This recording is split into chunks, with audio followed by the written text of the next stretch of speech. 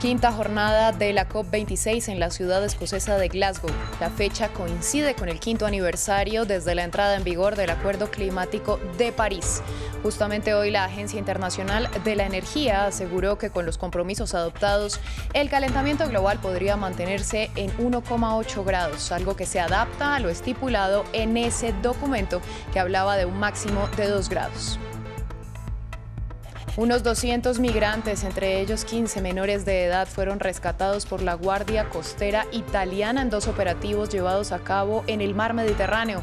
Por otra parte, en las heladas aguas del Canal de la Mancha, miles de migrantes arriesgan sus vidas para intentar llegar al Reino Unido.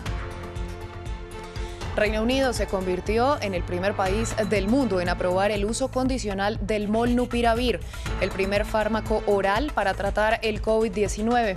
La pastilla desarrollada por el laboratorio Merck se usará en pacientes que cuenten con al menos un factor de riesgo para desarrollar síntomas graves. A ustedes gracias por continuar con nosotros en France 24. Soy Valentina Torres Sánchez y es un gusto acompañarlos. Iniciamos este informativo en la ciudad escocesa de Glasgow, donde hoy se llevó a cabo la 5ª jornada de la cumbre climática COP26. Oficialmente, la Unión Europea, Estados Unidos y otros países se comprometieron a reducir en 30% sus emisiones de metano y 20 pactaron dejar de financiar plantas de carbón en el extranjero. La fecha coincide con el 5º aniversario desde la entrada en vigor del Acuerdo Medioambiental de París. Desde Glasgow, nuestra enviada especial, Marina Colorado, nos dio más detalles. Hoy se cumplen 5 años desde que entró en vigor el Acuerdo de París, una firma histórica que hoy, un lustro después, sigue despertando muchas dudas acerca de su viabilidad. Sin embargo, en el día dedicado a la energía, la Agencia Internacional de este sector aseguró que los compromisos alcanzados hoy nos permitirían mantener el aumento de las temperaturas en 1,9 grados, algo que sí se alinearía con el objetivo del documento. Entre ellos, el anuncio no vinculante, que ya se supo ayer, sobre la reducción de emisiones de metano en un 30% antes de 2030, aunque con notables ausencias como los 3 mayores emisores de este gas, China, India y Rusia. Hoy se reveló que unos 40 países, incluido Chile, dejarán de invertir en nuevas plantas de carbón dentro y fuera de sus países y que dejarán de usarlas para generación eléctrica entre 2030 y 2040. Estados Unidos y China no se comprometieron a este acuerdo, pero sí a dejar de financiar plantas de carbón en el extranjero. Una promesa a la que se han unido una veintena de países que redirigirán los 8.000 millones de dólares que dejen de invertir en este material a energías renovables. La pandemia de COVID-19 también está bien presente en la COP26 y se han empezado a reportar algunos de los primeros casos positivos, aunque la ONU no ha querido confirmar cifras exactas. Esto preocupa a quienes acuden a esta conferencia, en la que están registradas 39.500 personas, lo que la convierte en la de mayor participación de la historia.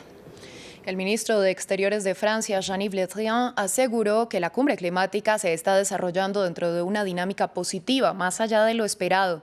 Al tiempo, destacó que un acuerdo sobre mantener el calentamiento en máximo 1,5 grados durante el siglo, la nueva meta acordada por los líderes en el G20, haría de la COP26 un éxito. Hemos insistido, el presidente lo dijo aquí en su intervención, que tenía que haber una herramienta de control, de verificación del destino de este financiamiento para lograr los objetivos, porque no es suficiente. No es un concurso de objetivos, es una voluntad colectiva lograr buenos resultados. Las propuestas que hizo para que la OCDE pueda ser el organismo de control y de verificación, me parece que puede ser una buena herramienta para el futuro. En otras noticias, son desgarradoras las imágenes del rescate de unos 200 migrantes en aguas del Mediterráneo a manos de la Guardia Costera de Italia. Los rescates fueron llevados a cabo en 2 operativos diferentes. En uno de ellos, la Guardia rescató a 74 personas a bordo de un velero, entre los que había 11 mujeres y 15 menores de edad. Otros 120 migrantes fueron encontrados a bordo de un barco pesquero. De otra parte, pese al frío y al comienzo inminente del invierno, cientos de inmigrantes fueron sacados de las heladas aguas del Canal de la Mancha en su intento por alcanzar las costas de Reino Unido. En dicha travesía, 2 personas murieron. Un retrato de pura desesperación, tomada en el Mar del Norte este miércoles, muestra a un migrante aferrado a la red que cuelga de la parte trasera de un barco de arrastre, mientras él y muchos otros intentan llegar a Reino Unido. Las travesías en botes de goma como estos se han multiplicado recientemente.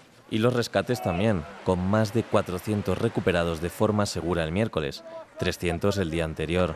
Números inéditos según los servicios de emergencia. Al menos 2 migrantes han muerto en los últimos días. Estos jóvenes kurdos estaban entre los salvados. Había demasiada gente en el barco. Este volvió con el agua hasta aquí. Estuvimos en el mar 2 horas. Fue demasiado. Llamamos a la policía y vinieron los helicópteros. En el norte de Francia, cerca de Dunkerque, alrededor de 1000 están esperando su momento en este campo improvisado. Cada vez más mujeres y niños están cruzando antes de que empeoren las condiciones invernales. Sí, lo intenté, pero no pude hacerlo. 6 o 7 veces me ha parado la policía y me ha capturado. La policía está ahora más alerta y activa, en un intento de disolver los campamentos improvisados. Estas imágenes de la semana pasada les muestran destrozando las tiendas de campaña de los migrantes.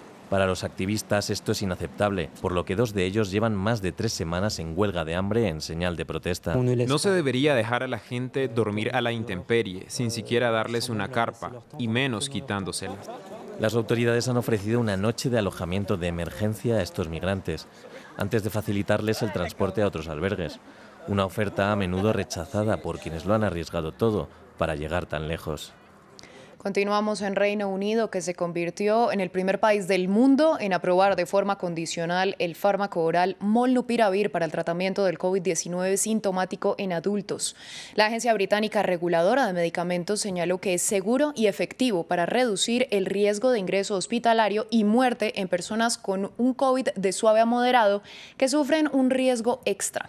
Es decir, que de ahora en adelante será administrado a personas con al menos un factor de riesgo para desarrollar síntomas graves. Natalia Plazas tiene los detalles.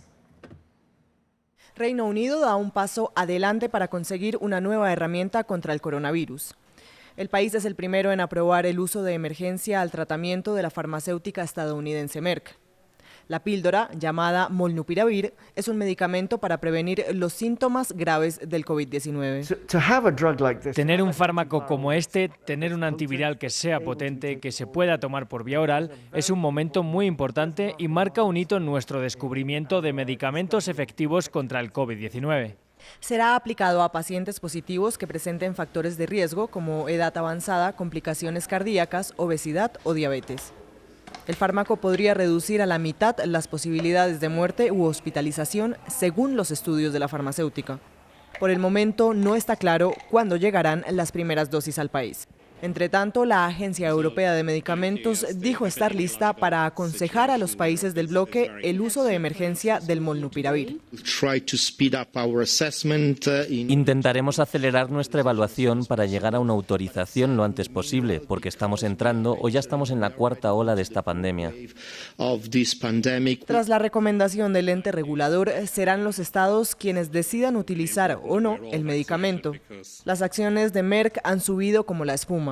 Su popularidad también creció después de que la compañía anunciara que compartirá la fórmula de la píldora con múltiples firmas para hacer llegar rápidamente el medicamento a países con pocos recursos.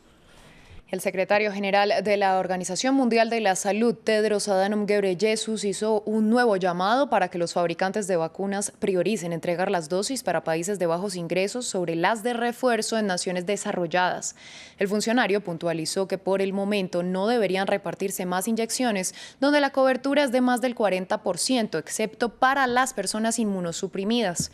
El llamado se produce al tiempo que Europa ha registrado un nuevo repunte del 55% en los casos en las últimas 4 semanas, atribuido a personas que no han accedido a vacunarse.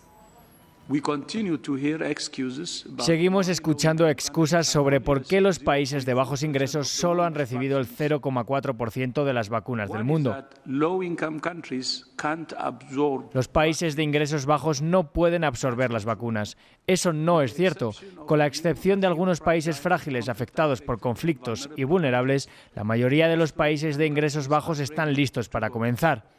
No se deberían enviar más vacunas a países que ya han vacunado a más del 40% de su población hasta que COVAX tenga las vacunas que necesita para ayudar a otros países a llegar allí también. En Cuba hay tensión previa a la marcha cívica por el cambio convocada para este 15 de noviembre en continuación de las grandes manifestaciones opositoras del 11 de julio que fueron duramente reprimidas y dejaron cientos de detenidos.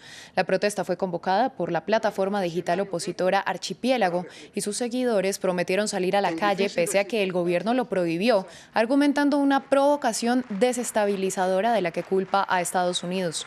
Durante la última semana, los principales dirigentes del país y los medios oficiales han emitido declaraciones desacreditando y criminalizando los actos.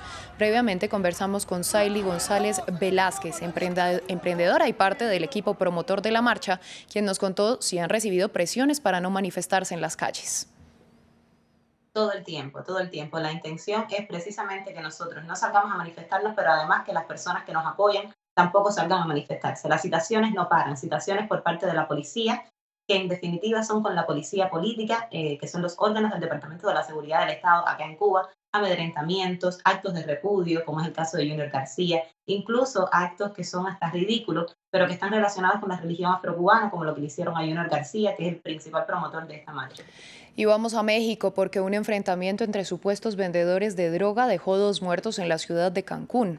De acuerdo con la oficina del fiscal general del estado de Quintana Roo, una persona fue detenida en relación con el caso y los delincuentes portaban armas largas. Los hechos, que generaron pánico entre los presentes, ocurren solo un par de semanas después de que 2 turistas murieran y 3 resultaran heridos en medio de un fuego cruzado en la ciudad de Tulum. El presidente de Estados Unidos, Joe Biden, anunció que la vacunación será obligatoria para toda la plantilla de las empresas con más de 100 empleados a partir del 4 de enero. En caso de no querer vacunarse, los trabajadores deberán someterse a pruebas semanales y también llevar mascarilla todo el tiempo. La decisión afecta a más de 84 millones de personas y ha sido criticada por organizaciones medianas que han indicado que tratarán de bloquearla al considerarla ilegal. Y el gobierno estadounidense anunció que inició conversaciones multilaterales para aumentar la presión sobre el presidente de Nicaragua, Daniel Ortega. El ejecutivo de Joe Biden indicó que buscará formar una coalición de países y utilizar todas las herramientas disponibles para responder a lo que llamó una dictadura en esa nación. El responsable de Centroamérica del Departamento de Estado, Patrick Bentrell, aseguró que las elecciones presidenciales que se llevarán a cabo este domingo no tienen credibilidad y, según dijo, son una farsa. 7 precandidatos opositores, además de una treintena de detractores, han sido encarcelados en los últimos meses. Y en noticias del continente asiático, Peng Shuai, quien fuera número 1 del mundo en dobles de tenis, acusó públicamente a un ex viceprimer ministro chino de forzarla a mantener relaciones sexuales varios años atrás. La publicación hecha en redes sociales fue rápidamente borrada y ha disparado una ola masiva de censura en todo el país. Más en el siguiente informe. Una acusación explosiva ha puesto al radar de la censura china a trabajar a marcha forzada. Peng Shuai, una de las principales estrellas deportivas del país, ha acusado al político Zhang Gaoli de coercionarla a tener relaciones sexuales hace años. Todo comenzó con una publicación en la cuenta verificada de Peng Shuai en la gigante red social china Weibo. La carta abierta sostiene que existió una relación con Zhang Gaoli durante periodos intermitentes que se extendió por al menos 10 años. Peng también acusa al ex viceprimer ministro y miembro del máximo cuerpo de toma de decisiones del país de forzarla a tener sexo hace 3 años. La publicación fue borrada 30 minutos después y detonó una ola de censura en línea. Las búsquedas con el nombre de Peng en portales chinos no muestran resultados y se ha bloqueado interacciones como compartir o comentar sobre el post original. En su lugar aparece este mensaje. Lo sentimos, no se puede completar esta acción porque la publicación incluye contenido que viola las leyes o las reglas de la comunidad de Weibo. Esto fue lo que dijo el vocero del Ministerio del Exterior cuando se le consultó sobre la censura. No he oído sobre este tema, no es una cuestión relacionada con asuntos exteriores. Próxima pregunta. Las autoridades chinas no se han pronunciado ni se ha hecho cobertura de las denuncias en medios de comunicación locales. En 2018 el movimiento Me Too en China ganó impulso cuando un estudiante de una universidad de Beijing acusó a su profesor de acoso sexual, lo que llegó hasta las organizaciones no gubernamentales, a la prensa y a la industria del entretenimiento. Pero es primera vez que un político importante es públicamente acusado de forzar sexualmente a alguien. Así llegamos al final de esta emisión de noticias. A ustedes, gracias por su sintonía y recuerden que pueden ampliar toda la información y repetir este y otros programas en nuestra web, france24.com. Continúen con nosotros que volvemos con más aquí en France 24.